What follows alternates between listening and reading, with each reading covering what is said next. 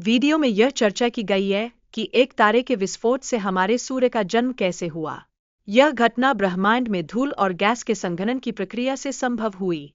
इसके अलावा पृथ्वी और अन्य ग्रहों जैसे बुध, शुक्र और मंगल के निर्माण की प्रक्रिया को भी स्पष्ट किया गया है।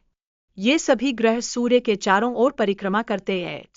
ग्रहों के निर्माण के दौरान ग्रहों के बीच गुरुत्वाकर्षण बल की महत्वपूर्ण भूमिका है।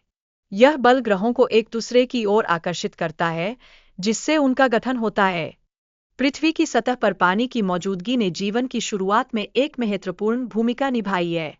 जलवायु परिवर्तन ने ठंडा वातावरण तैयार किया, जिससे जीवन का विकास संभव हुआ।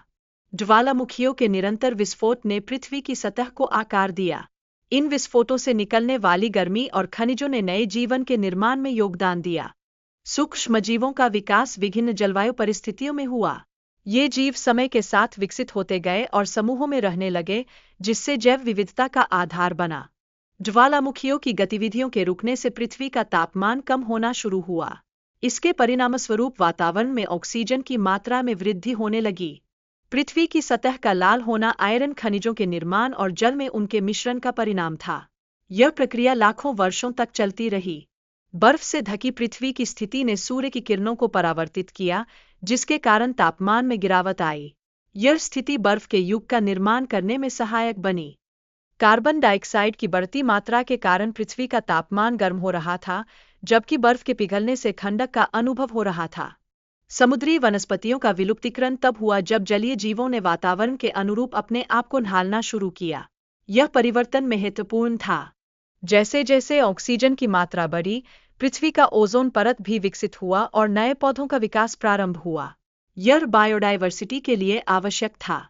पैंगिया के विघटन के कारण पृथ्वी का अधिकांश भूमि जल के संपर्क में आया, जिससे ग्रह हरियाली से भर गया। यह महत्वपूर्ण परिवर्तन 200 मिलियन साल पहले हुआ। 6.5 करोड़ साल पहले एक विशाल उल्कापिंड ने पृथ्वी पर टकराकर तबाही मचाई। इसकी ऊर्जा 100 मिलियन परमाणु बमों के बराबर थी और यह एक भयंकर घटना थी। इस आपदा का परिणाम पृथ्वी के वातावरण पर गंभीर प्रभाव था।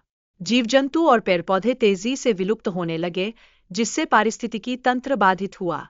बर्फ के पिघलने के बाद छोटे जीवों का उभरना और वानर के रूप में विकास का क्रम महत्वपूर्ण था।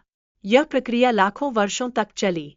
जंगलों की कमी के कारण वानरों को भोजन की तलाश में अपने पैरों पर चलना पड़ा, जिससे उनके शिकार की क्षमता में वृद्धि हुई। हमने अपने विकास के साथ साथ संस्कृति, भाषा और परिवार जैसी चीजें बनाई, जिससे हम सबसे विकसित प्रजाति बन गए।